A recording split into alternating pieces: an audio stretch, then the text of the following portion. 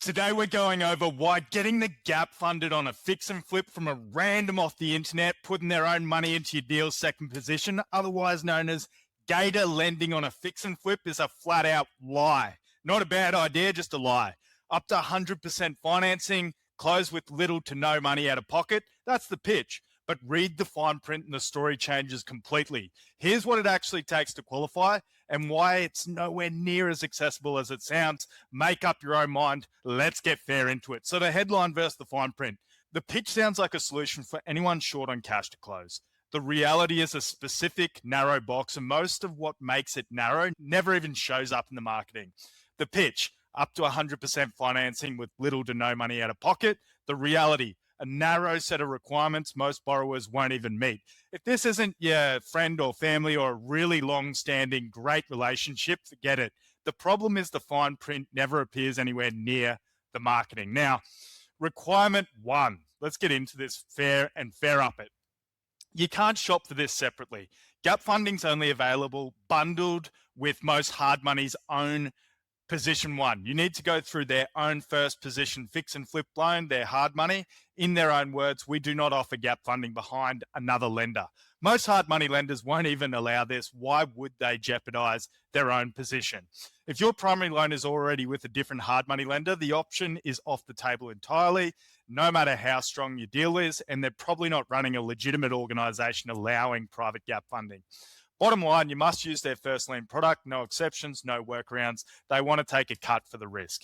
Requirement 2, the credit floor. So 680 minimum FICO, a flat non-negotiable credit floor. They are underwriting you as the operator, not the deal itself, because a good operator is not going to do a shit deal. So no version of a great deal makes up for a score below it. 0 exceptions. There's no real path around this requirement, regardless of deal quality or experience level. If you're trying to convince a random off the internet to invest in you, one of the easiest ways to vet you is your credit score. This isn't a soft guideline. It's a hard floor stated directly as a requirement. If your credit is below 680, this product is closed to you before any other conversation even begins. Now, requirement 3, here's the big one. Leverage cap. Combined cap, first lien plus gap funding must be under, by the way, Gator lending is just private gap funding.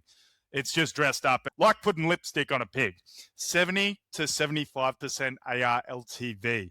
Exceeding that limit and go over that cap, you're going to have to pledge a separate property as collateral. The 100% financing headline only works inside that window after a pair loan to value ceiling. Push past it and you're required to pledge a completely separate property you already own just to get approved. And why would you? You can get way better rates approved way faster with a HELOC on an LLC-owned investment property these days. Check out some digital lenders or your local credit unions. And that's a significant hidden condition buried beneath the marketing. Now, requirement 4, the one that should stop you. Gap funding is for borrowers who want to use OPM strategically, not for those who cannot close without it. Their own stated policy makes this explicit. This product is designed for borrowers who could close on their own, but want to preserve capital. It's explicitly not for people who need this money to get the deal done. So you're still going to need proof of funds. If you actually need this capital to close, you're the exact person this product says it's not built for, and read that again.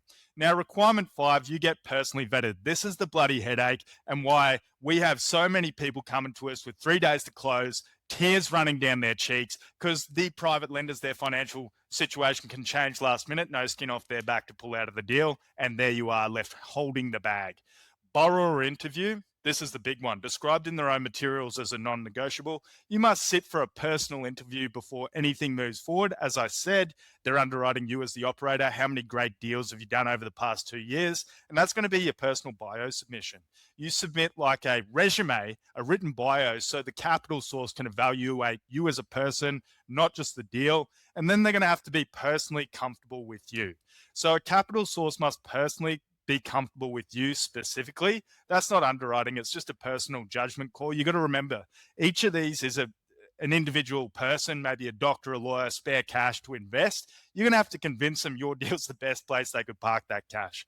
Second position sounds like a pretty terrible idea to me. I wouldn't do it. Requirement 6, timing, discipline. Disclose early or derail. You must raise the need for gap funding at the very start of the process. Mention it late and you can genuinely blow up your timeline. Slower than standard. Even when everything goes right, Closings run 3 to 4 weeks to be conservative. Let's talk more like 2 months. When are you ever going to organize 2 months out from a close? Noticeably slower than standard hard money loan. By that point, the opportunity's gone. Let's be real. There's no fast close option here. The actual cost stack, here's where it gets real. 2% plus origination on the primary loan, 2% plus origination on the private gap funding, 15 to 25% targeted return on just however long it takes you to do that fix and flip. Annual ARV, that could be running 30 to 50% if you're doing a 6-month flip. So think about that. And it doesn't stop there. Connector fee, 2 to 5%. Those are the guys running around in the Facebook groups, connecting you up with these people. What about the transaction coordinator?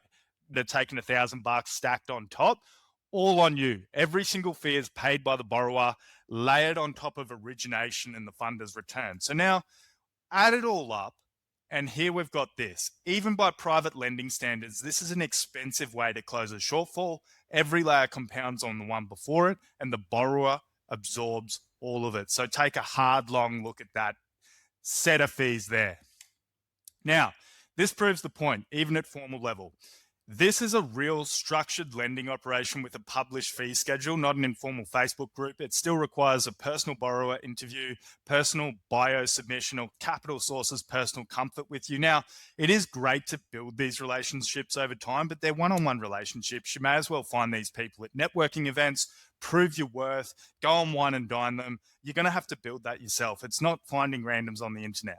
The takeaway: formalizing Gator lending didn't remove the relationship dependency. It just gave it a fee schedule. So what this means if you don't fit the box: below 680 credit, close to you regardless of deal quality or experience, actually need the capital, close to you by their own stated policy. You must be able to close without it.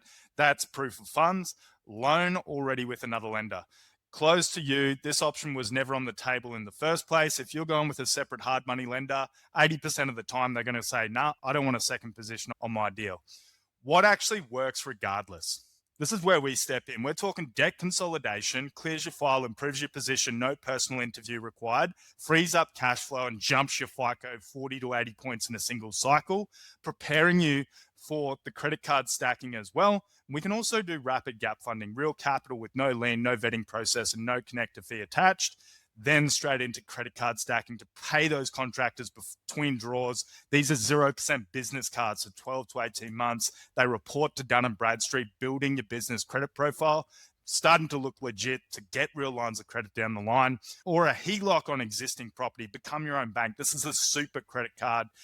Great, cheaper capital, revolving, use it, pay it down, get into the next without having to renegotiate, pay origination fees every single time. Leverage equity you already own, no connector fee, no personal vetting. And that can even be a home or an investment property funded within 5 to 7 days through digital lenders these days. So how we help with this? We look at your actual numbers against your actual capital gap, no personal interviews standing between you and an answer. We structure the tools that close it, not the ones with the most fees quietly stacked on top. No borrower bio, no comfort check, no connector fee, just to clear what's available to you and how to use it.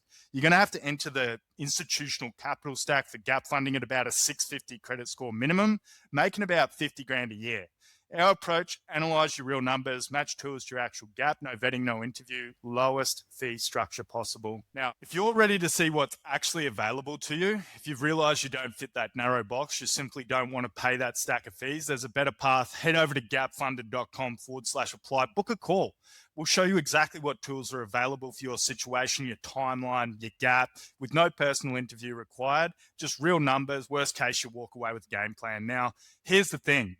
I'm Mick Wadley from Gap Funded. We're talking days, not weeks. Gator lending was never the easy stranger on the internet fantasy it's sold as. Whether it's called Gator lending or dressed up as private gap funding with a fee schedule, read the fine print before you chase the headline. Now, key takeaways: gap funding is Gator lending if it's private with a fee schedule. Same product, polished name, and their own FAQ confirms it. 6 hard requirements most borrowers won't meet: 680 credit, bundled first lien, leverage cap, personal vetting, early disclosure, and you must not actually need it. The cost stack is steep: 2 origination fees, 15 to 25% return over 6 months. Think about that annualized as an ARV, connector fee, TC costs, all on the borrower. Better alternatives exist. Debt consolidation, rapid gap funding, 0% card stacking, and HELOCs work without the vetting of the fees.